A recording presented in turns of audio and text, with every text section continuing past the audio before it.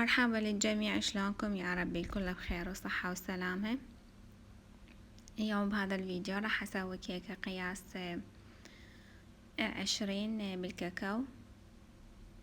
هاي الكيكة كانت لعيد ميلاد ابني، الله يخليه ويحفظه يا رب ويحفظ اولادكم. المقادير راح تلقوها باسفل الفيديو.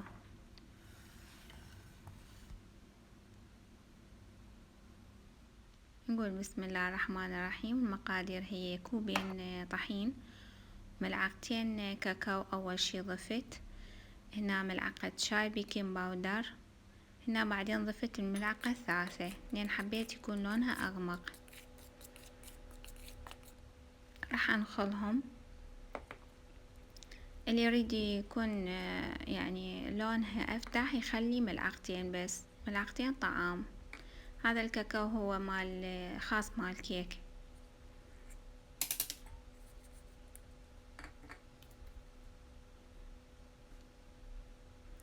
هنا عندي ربع كوب نشا،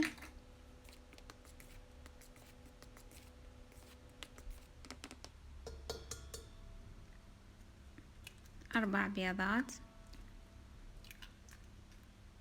حجمهم كبير يعني، واللي عنده حجم صغير يخلي 5.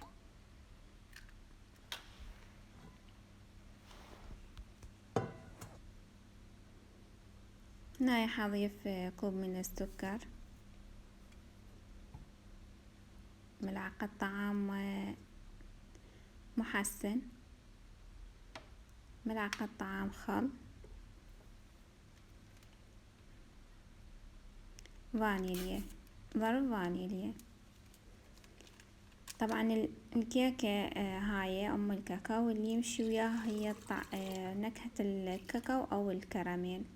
هنا عندي قلاص ماي بارد، طبعا ما راح اخليه كله، راح يعني ابقي منه شوية اشوف اني اثناء الخلط يحتاج او لا.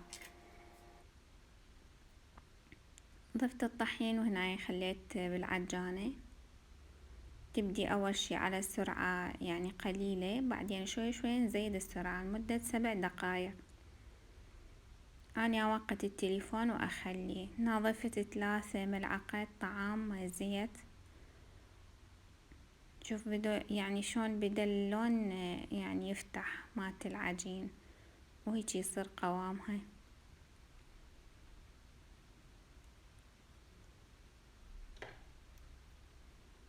اللي قلت اني وذكرت انه اللي يريد يحب يضيف نكهة، فنكهة الكاكاو والكراميل هي اللي تمشي ويا هاي الكيكة. هنا عندي القالب هاي قياس 20، خليت بالقاعدة ورق زبدة وخليتها بالفرن مدة 3/4 ساعة. وهاي بعد ما طلعت من الفرن واستوت صار هيك شكلها. طبعا كلش هشة واسفنجية. وبعد ما تركتها طبعا ليلة كاملة للصبح، غطيتها بنايلون وقماش، وهنا الصبح قطعتها هيك 3 أقسام. اللي وصل ويانا لهنا وعجب الفيديو يا ريت متابعة ولايك للفيديو ومشاركة، وهسه أقولكم سلام.